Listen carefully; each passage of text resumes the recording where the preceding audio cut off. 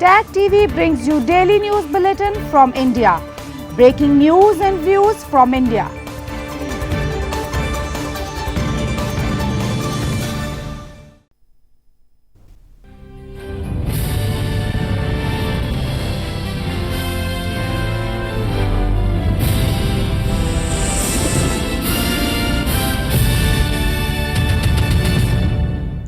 Good evening. Welcome to South Asia Newsline. I'm Lipakshi Khurana.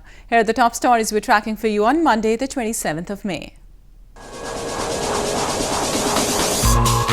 Indian Prime Minister Modi visits his constituency post-election win.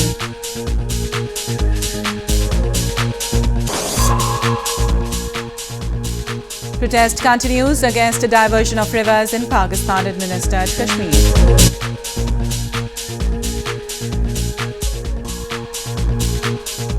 And Taliban's spring offensive has failed, claims Afghanistan's defense minister.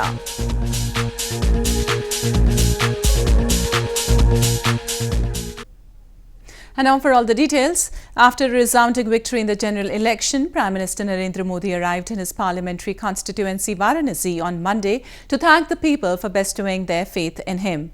Modi is scheduled to be sworn in as the country's Prime Minister for the second term on Thursday this week.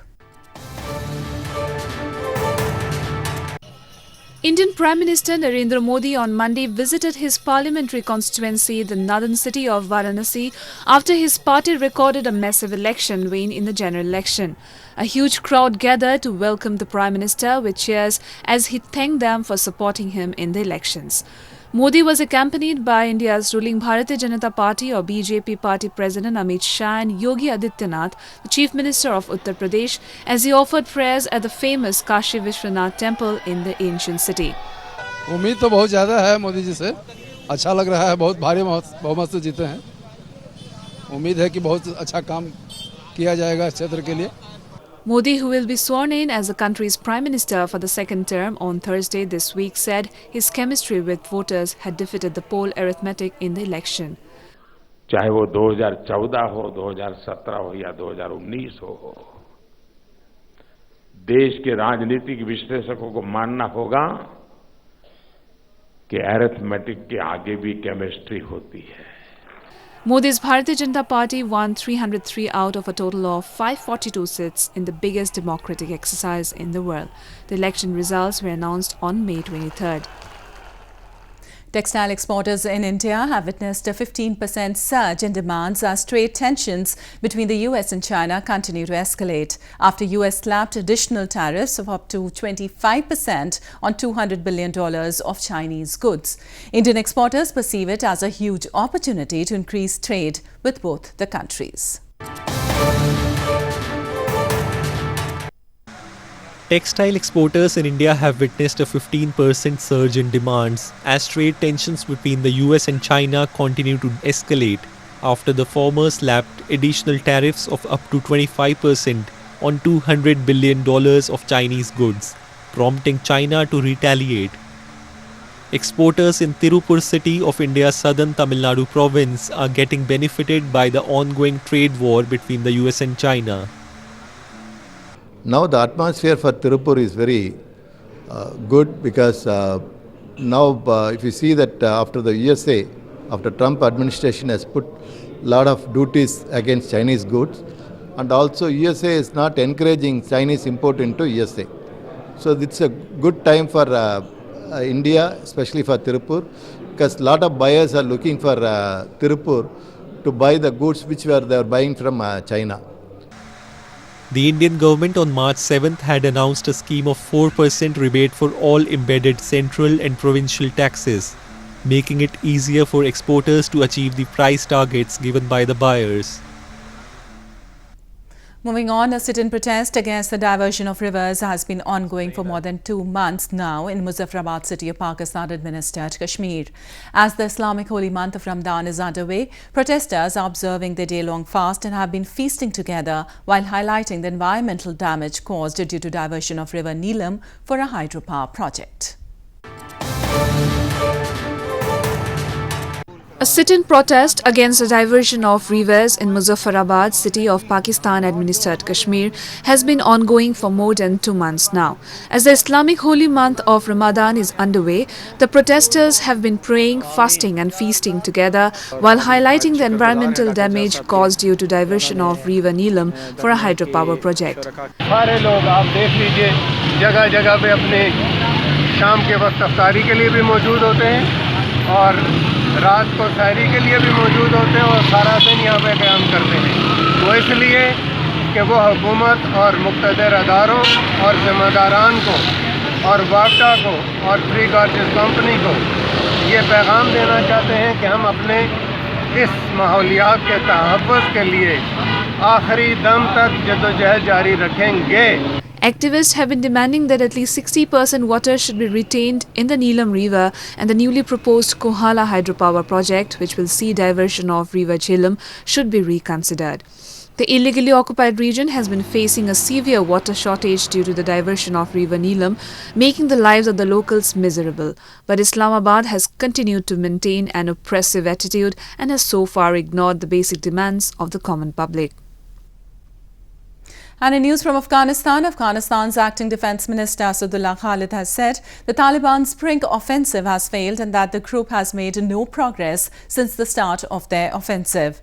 Taliban spring offensive was announced in April, following which war intensified in a number of provinces across the country.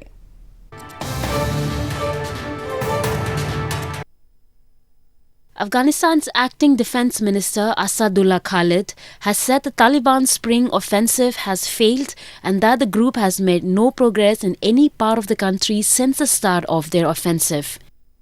Taliban's spring offensive was announced in April, days after government's security plan. Following the announcement of the offensive, war intensified in a number of provinces, but Khalid said the group has made no progress since then. The defense minister added the bravery and sacrifices of the Afghan security forces have stopped the enemy and their foreign supporters from changing anything in Afghanistan so far this year. با تمام توانی که دشمن داشت و او را کلش به کار گرفت و از تمام اراس افغانای خارجی از هر قماش و هر منطقه از دنیا که بودن استفاده کردند ولی الحمدلله که یک نقطه تغییر هم نامد. Meanwhile, the new commander of the Afghan Special Operations Forces, Mohammad Farid Ahmadi, has warned the Taliban to stop fighting with the Afghan security forces, otherwise they will be eradicated. Ahmadi expressed the Afghan commandos who conduct special operations will change the direction of war to peace and stability. In news from Nepal, security forces in Nepal were on high alert on Monday after 3 bomb blasts in capital Kathmandu city on Sunday killed at least 4 people and wounded several. Police said it suspected a Maoist splinter group may have been responsible for the attack. However, no one has claimed responsibility yet.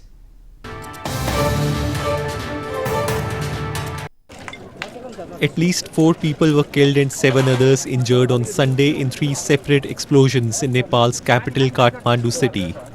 Police said they suspected a Maoist splinter group may have been responsible. 1 person was killed in an explosion inside a house in Ghatekulo residential area in the heart of the city. The second blast took place in the Sukedhara area on the outskirts of the city where 3 people were killed. The third blast, a crude device, went off near a brick kiln in the Thankot area of Kathmandu, injuring 2 people, police said. अनि होइन यहाँ आएर हेर्दा त तपाईको अब यहाँ केही त घटना भयो छोडेर हिँड्न मन लागेन के हामीलाई रेस्क्यु गर्नुपर्छ भन्ने लाग्यो अनि भित्र हेर्दा त तपाईको पुरा भ्यागु त छटपटाए जस्तो गरेर बुरुक बुरुक बुरुक सबै उफ्रिरहेको एकजनाको त तपाईको त्यहाँ डेथ छँदै छ टुक्रा टुक्रा भएको थियो हैन. Nepal emerged from a decade-long Maoist civil war in 2006, and the main group of the former rebels has joined the party that runs the government now. The breakaway group of former rebels carried out a similar blast in Kathmandu in February, in which 1 person was killed and 2 others were injured.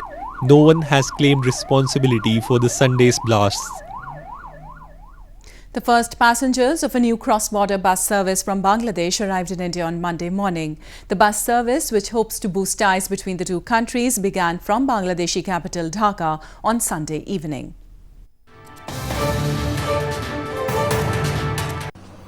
The first passengers of a new cross-border bus service inaugurated on Sunday evening from Bangladesh's Dhaka city reached Fulbari border crossing in India on Monday morning. Banglabandha Fulbari is the third largest dry port and transit point on the Indo-Bangla border. The bus service is expected to enhance people-to-people ties, trade and tourism, and also to save travel time.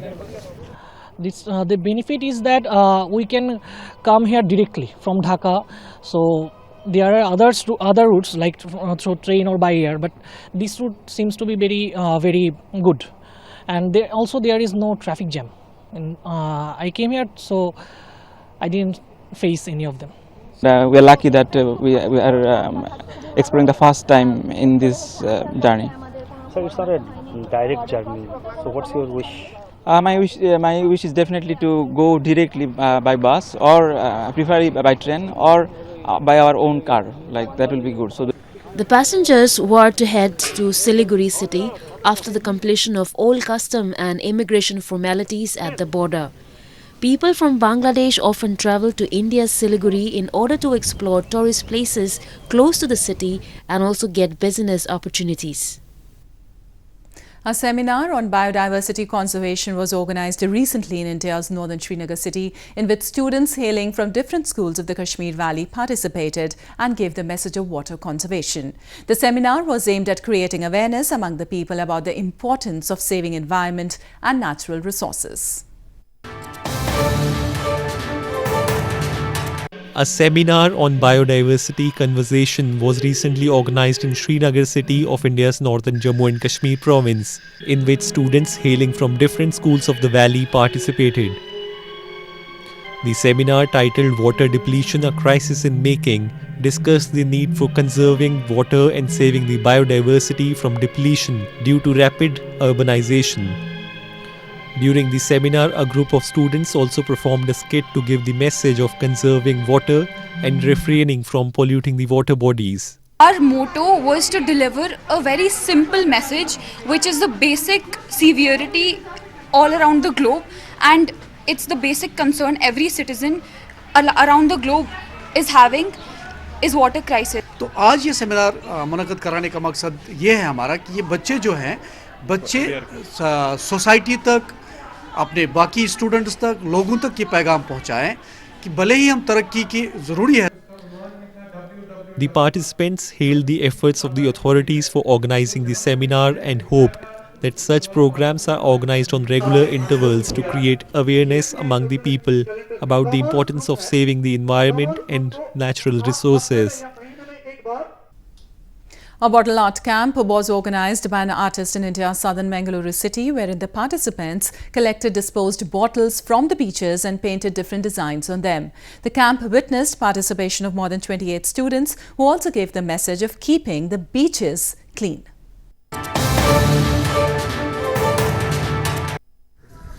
With an objective of creating awareness among the people about keeping the beaches clean, a unique bottle art camp spanning over 5 Sundays was organized by an artist in the port city of Mangaluru in India's southern Karnataka province. During the camp, the participants collected the disposed bottles from the beaches, cleaned them and painted those bottles with different designs. The camp was aimed at teaching bottle art to the students, besides cleaning the beaches and giving a message of not throwing the waste on the beaches. The main intention is to create awareness among the people. So we get the bottles from the beaches which were thrown, and then here we get them and clean them and then utilize it. Like we give a color out of it and insert LED lights on it. So it saves our energy as well. Yeah, I felt it very good. Like I have basically learnt a lot of things regarding the bottle art. I have learned how to paint a bottle art, how to give it light effects with light, without light. And about embossed art, how to give an embossed art, how to work with tissue paper, and how to work with jute, what and all we can do with jute, things that we can do with tissue paper, and a lot of things. Bottle art is a unique form of art in which waste wine bottles are used to create different decorative items by painting them and putting lights in them. Well, that's all we have for you from South Asia this evening. Now our viewers can watch the show on southasianewsline.com. You can also visit us on facebook.com/SAsiaNewsline and follow us on Twitter @SAsiaNewsline. That's all in tonight's edition. We'll see you same time tomorrow. Good night.